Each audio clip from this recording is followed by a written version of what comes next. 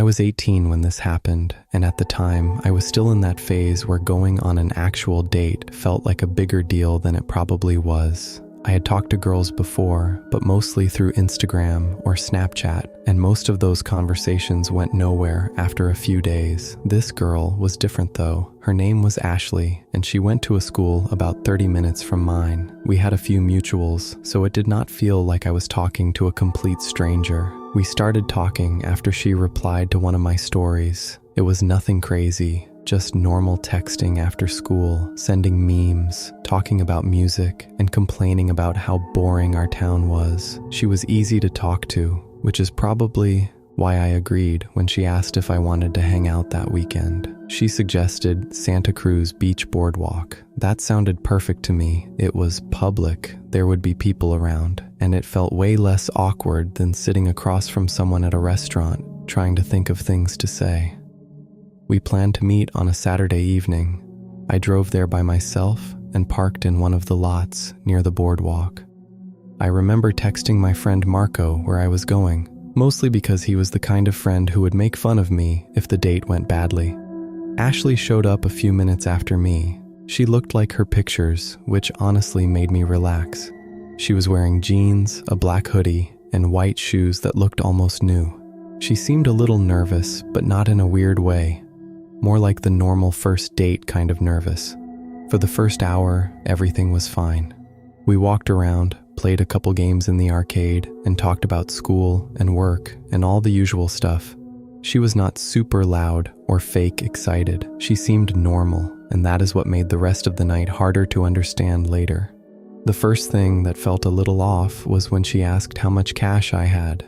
It was casual enough that I almost did not notice.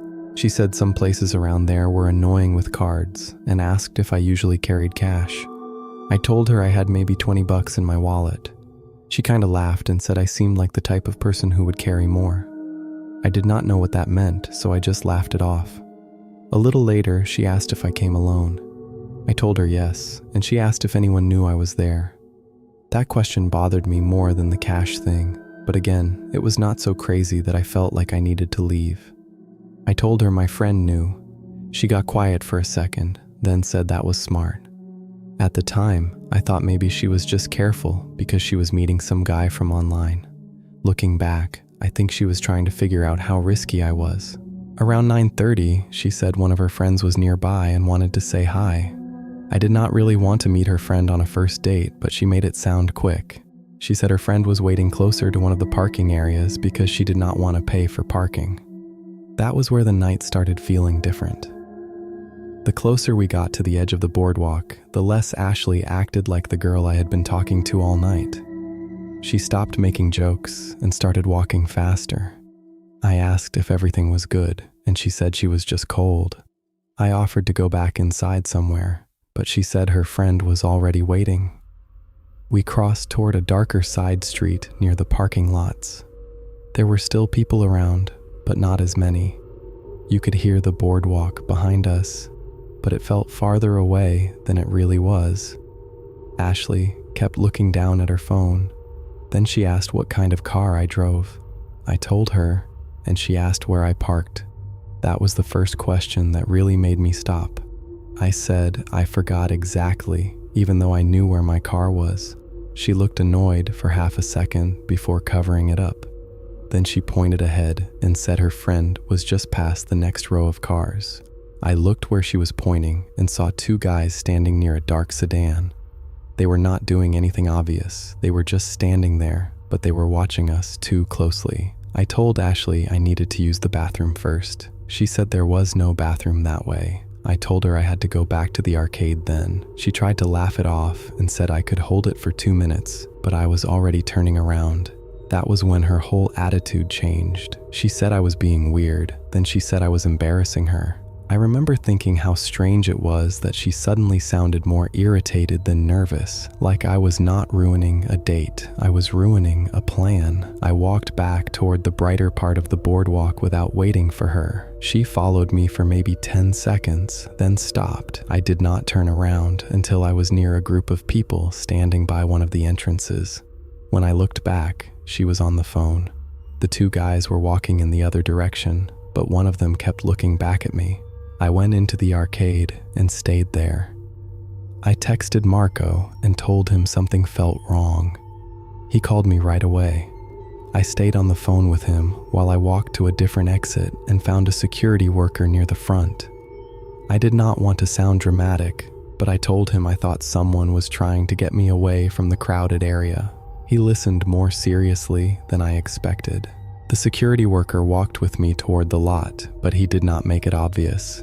He stayed a little behind me, like he was just going the same way. When I got close to my car, I saw someone standing 2 rows over. It was one of the guys from earlier. He was pretending to look at his phone, but the second he saw the security worker, he started walking away. Ashley was nowhere around. I got in my car and locked the doors before I even started it. The security worker waited until I pulled out, then gave me a small wave like he had seen enough to understand. I drove home feeling embarrassed and scared at the same time. I kept replaying every part of the night and wondering when I should have left. When she asked about cash, when she asked if anyone knew where I was, when she asked where I parked. Any one of those things by itself could have been nothing. Together, they felt like a script. When I got home, I checked Instagram. Ashley had already blocked me. A few days later, Marco sent me a screenshot. He had found another profile that looked like hers, but with a different name and only 2 photos. Same girl, same face, same hoodie from that night. The bio said she was new in town and looking for someone to show her around. That was the part that made me feel sick. I do not know if she was forced into it or if she was just part of it because she wanted to be. I do not know how many guys she had met before me, and I do not know what would have happened if I walked with her all the way to that car. I just know that the whole thing probably would have looked harmless to anyone watching from far away. A guy and a girl leaving the boardwalk together after a first date. Nothing strange about that. That is what still bothers me. It was not some obvious trap. It was just a girl who seemed normal asking me to follow her for 1 more minute.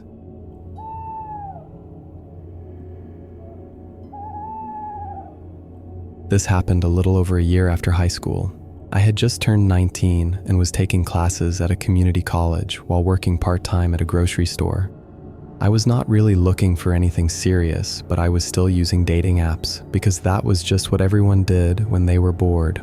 I matched with a girl named Vanessa. She was not overly flirty or anything. If anything, she was kind of quiet over text. She would answer messages, ask normal questions, then disappear for a few hours. I thought that made her seem more real because most fake accounts either try too hard or ask for something right away. After a few days, she asked if I wanted to hang out. I suggested food, but she said she hated first dates where people just sit there and watch each other eat. She said she liked going for drives instead. I thought that was a little different, but not weird enough to say no. She told me she knew a good overlook off Angeles Crest Highway. I had driven parts of that road before during the day, and I knew people went up there for views. It was not exactly some secret place. Still, I did not love the idea of going into the mountains with someone I had never met. So I told her we should meet somewhere public first. She agreed right away, which made me feel better. We met at a gas station near La Cañada Flintridge around 9 at night. She pulled up in a small silver car and parked near the pumps. She looked like her pictures. She was wearing a hoodie, leggings, and had her hair tied back. Nothing about her looked strange. We talked outside for a few minutes. She seemed shy, but not in a fake way. She laughed at the right times and asked about my classes and my job. The only thing I noticed was that she kept looking toward the road leading up into the mountains, like she was waiting to leave. She said her car had been making a weird sound and asked if we could take mine. That was the first thing I did not like. I asked why we could not just stay near the gas station or go somewhere else. She said the whole point was the overlook, and that if I was uncomfortable, we did not have to go. The way she said it made me feel like I was being lame. That is a stupid reason to agree to something, but at 19, I cared way too much about not looking scared in front of a girl. So we took my car. Before we left, I texted my friend Julian and told him where I was going. I also shared my location with him for an hour. Vanessa saw me doing it and asked who I was texting. I told her my friend. She nodded and said that was probably smart, but her voice got flatter when she said it. The drive started normal. She gave directions from the passenger seat, and for the first 10 minutes, we talked about music and school and how expensive everything was. She was not acting scary, she was just quiet. The higher we got, the darker the road felt. There were long stretches where it was just headlights, curves, and black trees on both sides. Every once in a while, another car would pass, but most of the time, it felt empty. Vanessa told me to keep going past the first few turnouts. I asked how far the spot was. She said it was close. A few minutes later, she said I had missed it and needed to keep going because there was another place ahead that was better anyway. That annoyed me. I asked if she actually knew where she was going. She said yes, but she said it too fast. Then she asked if my phone still had service. I checked and saw 1 bar, maybe less. I told her it was bad. She looked down at her own phone and said hers was almost dead. That was when I started feeling dumb. I was driving at night on a mountain road with a girl I had met an hour earlier, and both our phones barely worked. Nothing had happened yet, but I could feel that I had put myself in a bad position. Finally, she told me to pull into a turnout. It was small and easy to miss. There was a dirt path off to one side and a view of city lights far below, but the area itself was almost completely dark. I left the engine running. Vanessa said I could turn the car off. I said I was fine. She asked if I wanted to get out and walk a little because the view was better from the path. I told her we could see it from the car. That was when she stopped pretending to be relaxed. She got quiet and stared out the windshield. Then her phone buzzed. I heard it. She had told me it was almost dead, but the screen lit up right away when she picked it up. She read the message and did not answer it. Then I saw headlights in my rearview mirror. A car had pulled into the same turnout behind us. It stopped far enough back that I could not see the driver clearly, but close enough that I could not back up without going around it. Vanessa looked at the mirror, then looked at me. She said it was probably just someone else coming to see the view. I did not answer. The other car shut its headlights off. That was when I knew I needed to leave.